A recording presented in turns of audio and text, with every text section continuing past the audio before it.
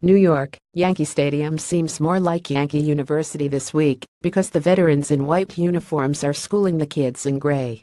The Twins know the basics of winning games, of course, but they're getting a master's education in how the little details can make a big difference in a game and perhaps in a postseason race.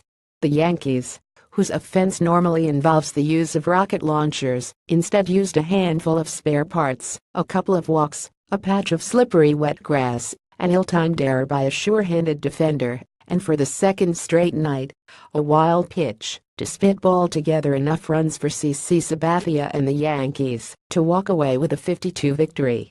"We were in traffic pretty much every inning," manager Paul Molitor said after his Twins lost for the fourth time in 5 days and second big lull in a row on what soon could be a postseason stage. "There are some small margins for error." He meant in the game, but it's tight in the standings too. The Twins were fortunate the Angels lost 6-3 at home to Cleveland, keeping Los Angeles 1.5 games back for the second AL wild card. In the other wild card race, for home field in the Onagum playoff, the Yankees have now all but locked it up. They lead the Twins by 6 games with 11 to play. Little plays made the difference, and at first, it appeared the Twins would be the ones triggering them. After Brian Dozier led off the game with a first-pitch single, Joe Mauer and Jorge Polanco followed with perfectly placed bunts toward third base, both of them hits. Sabathia had reason to fear he was in for a night of them, given that he complained earlier this month that the Red Sox were weak for bunting against him. But if they angered the Range, challenged Sabathia, he channeled that rage like a veteran by shutting down the Twins. He induced a double-play grounder from Eduardo Escobar that scored Dozier, but snuffed the threat, and he rolled right on after that. "I talked about it with these guys. It's not one of his strong suits, being able to cover that line. It's a good field for deadening the ball. It's a little wet on top of it," Molitor said. "Unfortunately, we didn't see any more after that, and the failure to score more than one run grew more glaring as the night went on. We came out and put pressure on them.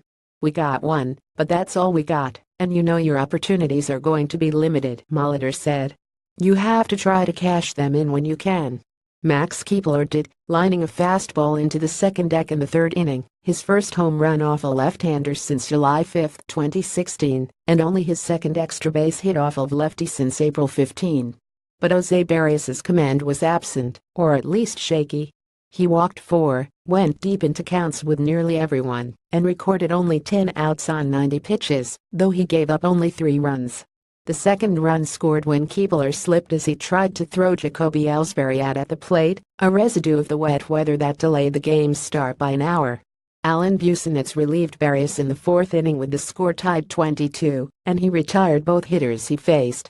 But first, he threw a wild pitch that allowed Greg Bird to move from second to third base, putting him positioned to score the go-ahead run on an Aaron Judge fly ball. A fourth New York run scored when Mauer couldn't handle a 2-out, bases-loaded grounder to first in the fifth. The Twins then loaded the bases in the sixth but couldn't score, while the Yankees made it a 3-run lead with 3 singles in the bottom of the inning. "It catches your eye because he hasn't missed a ground ball all year," Molitor said of Mauer's error. "It took a funny kick. Joe kind of goes in that Cleveland front mode with 2 outs, and most time he's so soft and absorbs it. But the ball kicked, and he couldn't find it right away.